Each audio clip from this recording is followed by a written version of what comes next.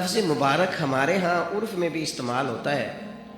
یہ جب کوئی شخص بولتا ہے نا مبارک،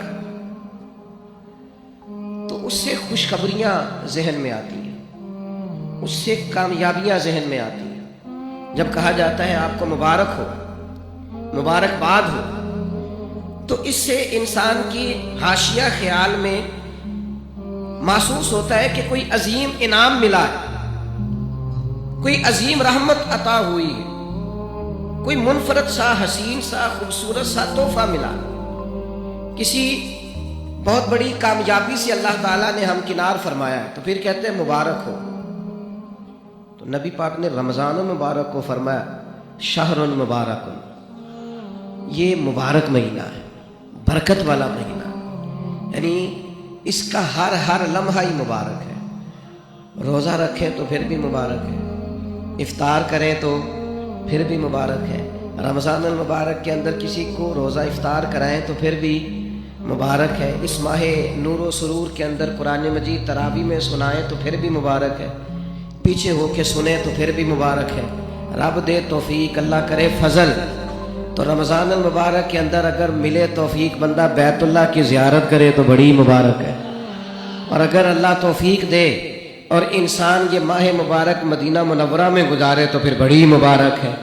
تو ہر لمحہ مبارک ہے، ہر گھڑی مبارک ہے. رمضان سارا ہی مبارک ہے. پہلا عشرہ بھی مبارک ہے، درمیان والا بھی مبارک ہے، آخری بھی مبارک ہے، تاک راتیں بھی مبارک ہے، لیلۃ القدر بھی مبارک ہے. تو حضور نے فرمایا شہر مبارک، یہ کیا ہے؟ مبارک مہینہ ہے. کون سا مہینہ ہے؟ یہ جتنے لوگ مایوس ہیں نا کسی بھی وجہ سے، خدا نخواستہ پریشان ہے کسی بھی وجہ سے، محسوس کرتے ہیں پیچھے رہ گئے کسی بھی وجہ سے، تو وہ یوں سمجھ لیں کہ یہ وہ مہینہ آ گیا ہے جس میں مبارک ہی مبارک ہے، جس میں کرم ہی کرم ہے، عطا ہی عطا ہے.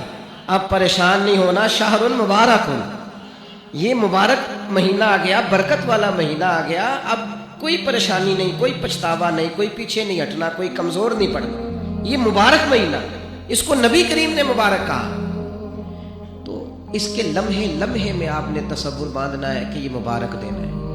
اس میں رزق آئے گا تو وہ بھی مبارک ہی آئے گا، کوئی شخص ملے گا تو انشاءاللہ خیر ہی ہوگی، کوئی عمل کریں گے تو انشاءاللہ برکت ہی ہوگی، کہیں ہم اللہ کی رضا کے لیے کچھ خرچ کریں گے تو پھر بھی برکت ہی ہوگی. مہینہ ہی مبارک، اس کو نبی کریم نے مبارک کہا ہے.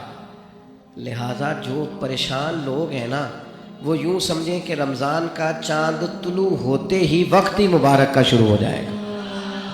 بیمار سمجھیں کہ شفا ہونے لگی ہے، مکروہ سمجھیں کہ رہائی ملنے لگی ہے، تنگ دست سمجھیں کہ وسعت آنے لگی. اور حدیث میں لفظ بھی ہیں، مشکات شریف میں یہ لفظ حدیث کے موجود ہیں. حضور فرماتے ہیں رمضان المبارک میں مومن کا رزق بڑھا دیا جاتا ہے، اس کے رزق میں برکت کر دی جاتی ہے، اللہ تعالیٰ اپنے فضل سے وسعت فرما دیتا ہے.